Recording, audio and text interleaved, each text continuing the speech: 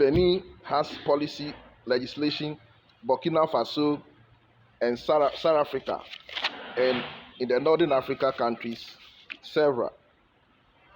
Now, there's the positive aspect of regulation. And during my research, I chanced on very important studies about the Gambia situation. In fact, uh, according to the global market study, traditional medicine therapies stood at more than $60 billion in 2001 alone. Now, the Gambia, as a nation of tea lovers, especially attire, procure from China, black tea, coffee, and loose tea. A market report in 2020 found that the tea market in the Gambia was equal to 18.40 million US dollars in 2015. And we get all these teas from where? China.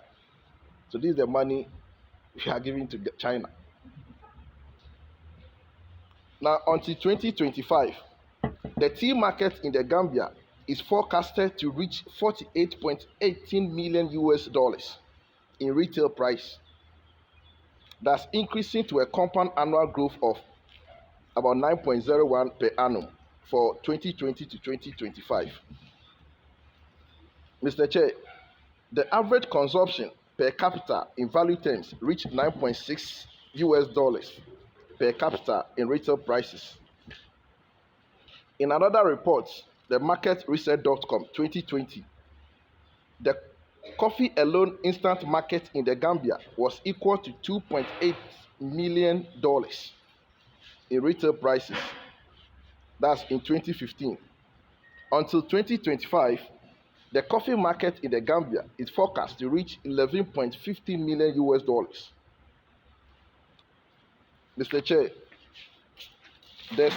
another group, the Statista 2022 report that the Gambia tea revenue amounts to $39.83 million in 2023 alone. The market is expected to grow annually by 4.71%. 4.71%.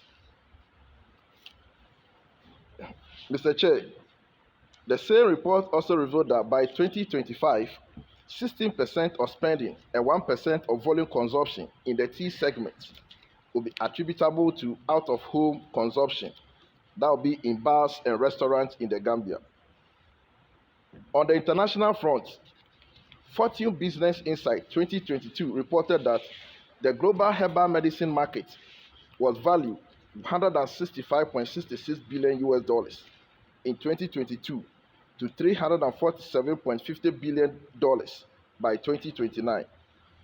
The Grandview Research report that the global complementary and alternative medicine market was valued at $117 million. Mr. Chair, the interesting thing is that Indians' export of Ayush, that's Ayurveda, Yoga, Naturopathy, Unani, Siddha, and Homeopathy, and value-added products of medicinal plants during 2015-2026 was $358.6 million, report by the Economic Times 2016. In Africa, for instance, where legislation and regulation exist, a study by Andel in 2012 found that an estimated 951 tons of crude herbal medicine were sold at Ghana's herbal market in 2010, with a total value of $7.8 million. That's in crude terms.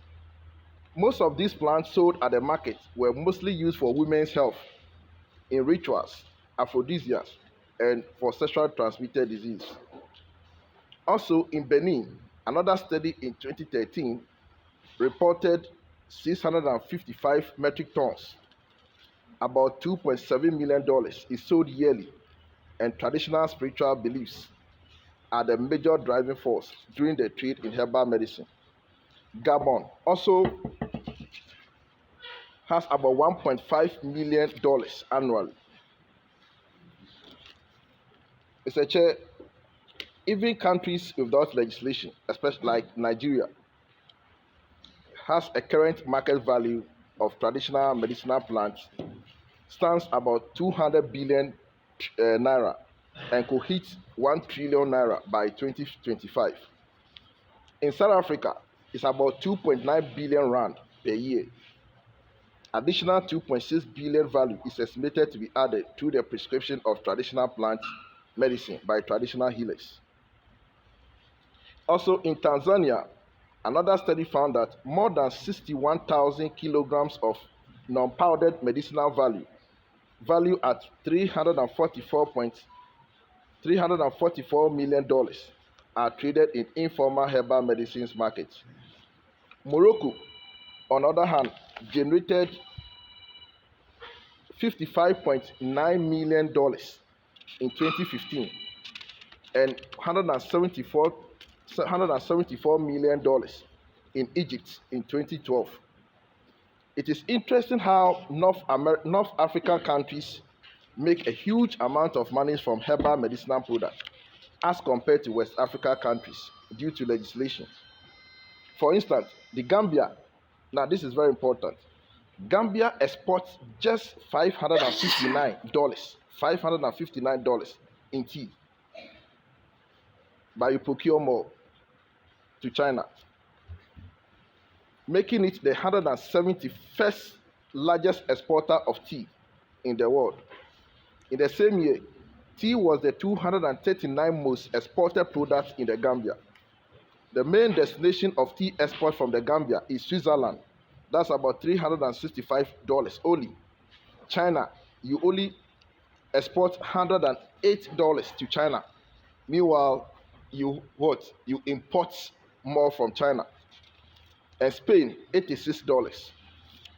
The fastest growing exports for tea in the Gambia between 2019 and 2020 were Switzerland, Spain, and China.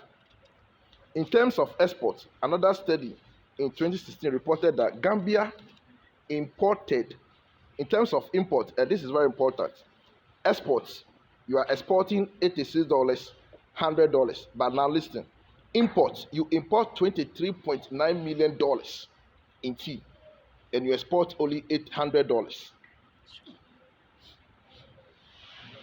Mr. Chair and Rep from MCA, and then our Honorable Mr. Mbalu, something has to be done as early as possible.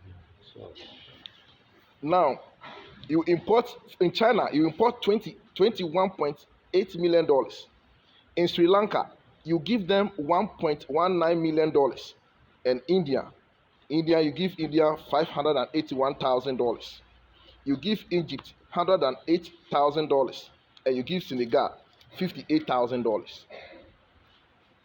The Gambia is unable to export its herbal medicinal teas outside to generate foreign exchange. So if we legislate, see the amount of money that will come into the country. Mr. Chair, on the draft National Traditional Medicine Bill, I am happy to review the draft National Traditional Medicine Bill from your office. This is a great achievement in the Gambia under your office. Though we have a long way to see realization of this bill into law, there are few concerns on this draft bill that need to be addressed. I think the draft bill should embrace alternative and complementary therapies. It should not only focus on traditional medicine. And because we have alternative medicine practitioners such as homeopaths, naturopaths, chiropaths, traditional TCM practitioners, and many others.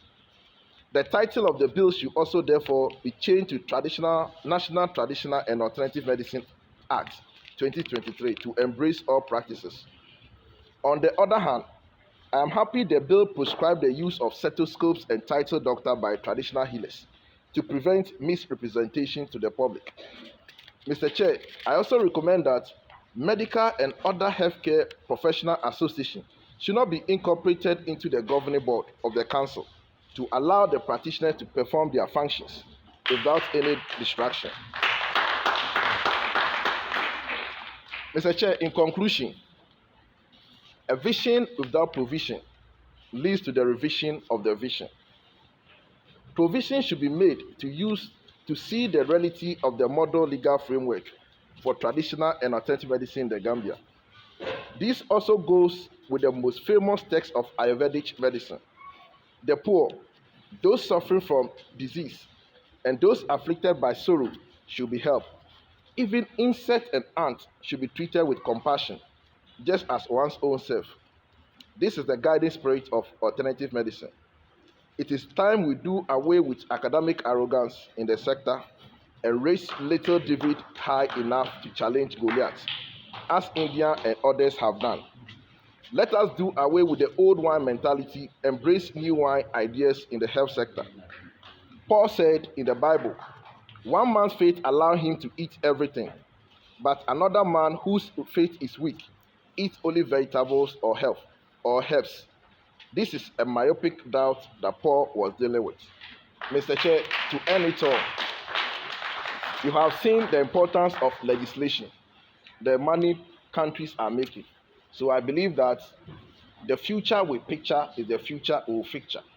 The we see is the we will become. So let's picture a great future to picture and desire a great us to become.